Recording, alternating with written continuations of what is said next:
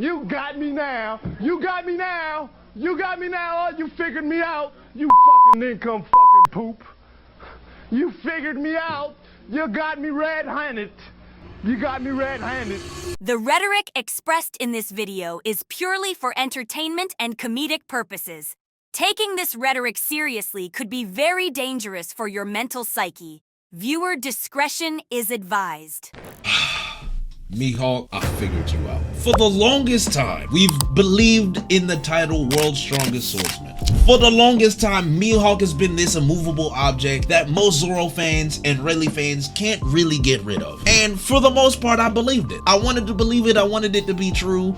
Mainly because Mihawk looks kind of cool. He came in with Don Krieg. He's cutting ships. He's killing Zoro with a butter knife. We're all excited. It's incredible. But you know what? I've really started to realize that this really is just one big gimmick. And people would say, Jay, there's so much narrative. There's so much foreshadowing. There's so much portrayal. There's so much lore. How could Mihawk, who has the title World's Strongest Swordsman, be a fraud? How can it be a gimmick? Has he not shown you enough? That's just the problem. We put too much stock into these titles. We put too much stock into Mihawk and the World's Strongest Swordsman right next to him. My only issue with this statement is that it would make sense if we haven't had the example of people having titles before and us being tricked. You say, Jay, who tricked us in the past with these titles? Let me just put down a list. First of all, we got Dragon, the world's most dangerous man. Wara Danger, the most dangerous man who stares east and gives us triple dots and does nothing. He watches Kuma die. He watches Ginny get kidnapped. He's watching Bonnie suffer. He's watching all this pain and suffering, and everyone's like, well, Jay,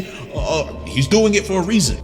Doesn't that sound like a similar pattern with Mihawk? All I'm saying is, at this point in time, the title won't mean nothing until you actually back it up. Let's go to Kaido. World's strongest creature. 1v1, bet on Kaido. I understand that, but then you go to Onigashima, Kaido gets no bodies, he's dropped no bodies, he's killed nobody during the war. Man doesn't even defeat Odin. In fact, who have we seen Kaido beat on screen outside of Gear 4 Luffy? We give that a W, right? And then he comes back and Luffy dies over and over and over again to a point where he finally beats him. That's the MC. It sucks, but at the end of the day, listen, Kaido's a strong fighter, but then you look at Shanks and you look at Divine Departure, and then you start thinking about Roger, and you start thinking about Whitebeard, and you're thinking about strongest creature in the world. But then he has these top 5, and these are the people that he wants to fight. The man never even fought Roger. So like, he is perceived as the world's strongest creature. Doesn't mean he actually is the world's strongest creature. So let's go on to other. You got people like Bobbin the Fixer. Does anyone remember Bobbin the Fixer? Because I don't know if people remember. My man had a title as the Fixer. He didn't fix nothing. In fact, he died off screen to Capone. You got Eustace Kid and one of the most dangerous pirates in the world. You have all these examples. Katakuri, the man who never laid on his back. Next thing you know, this eating donuts laying on his back. I mean, listen, guys, the issue I have is that there's titles in One Piece. The rules have been made clear. Titles in One Piece are only there for gas and nothing else. A lot of them don't really have any credence, and we should know that already. I mean, Buggy's a Yonko, for God's sakes. Now, I love Buggy, and we're gonna get to Buggy later, but the point is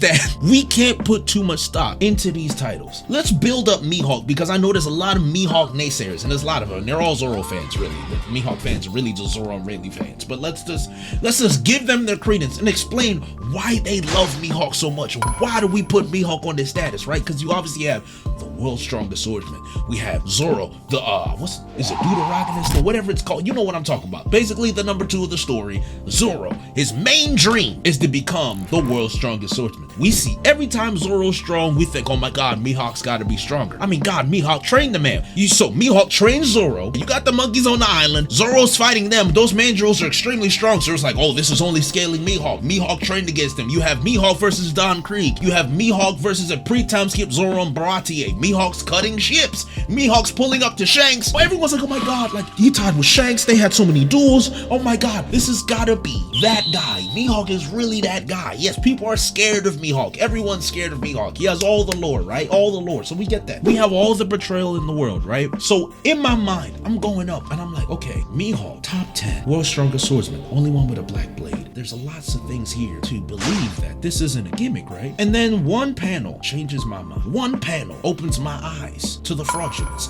Actually, technically it's 2, but let's focus on the one panel. And that's the last panel we had when Vegapunk was explaining that Roger holds the secrets to the world. And we get this beautiful double page spread of all the major players going for the One Piece. And you got Buggy, and you got Akainu, and you got Kobe. Hell, you got Dragon. Hell, you got Kobe. Hell, you got a mysterious silhouetted man, and you got the Yonko. You got all these, you got Kuzan. You got all these Fingerland, for God's sakes. But we got all of them, and Mihawk is not there. And I said, wait a minute, hold on. Major players, strongest players, but Mihawk's not there. Why? Why is Shanks there, but Mihawk's not there? What's going on? People's like, well, Mihawk has no narrative reason to go after the One Piece. Well, what narrative reason does Fingerland have to go after the One Piece? Why would Kuzan want the One Piece? Why the hell would Dragon want the One Piece? I guess Dragon would want to know, I guess the secrets of the world, I guess, so maybe we can exclude Dragon, and then we got a mystery. So we have no idea what he wants. So like, at the end of the day, I just found it telling that Mihawk wasn't there. And then to add on to it, you're talking about Kaido, the people that he views as the strongest. The top 5. We know the famous top 5, and you got Shanks, and you got Whitebeard, and Odin, and Roger. Where's Mihawk? My man is in the land of the samurai. A bunch of sword-wielding